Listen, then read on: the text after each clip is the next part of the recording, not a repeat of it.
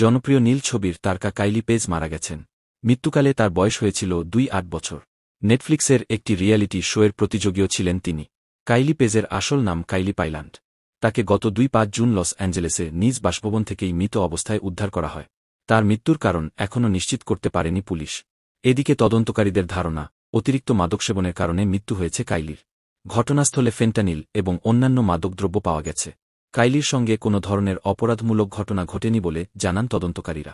এদিকে কাইলির মৃত্যুতে শোক প্রকাশ করেছে প্রযোজনা সংস্থা ব্রাজার্স সহ একাধিক পর্ণ সংস্থা।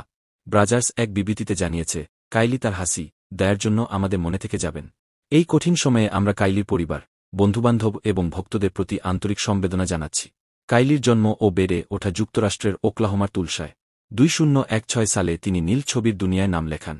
এরপর ভিক্সেন মিডিয়া গ্রুপ এবং ব্রাজার্সের জন্য 200টিরও বেশি প্রাপ্তবয়স্ক চলচ্চিত্রে অভিনয় করেছেন।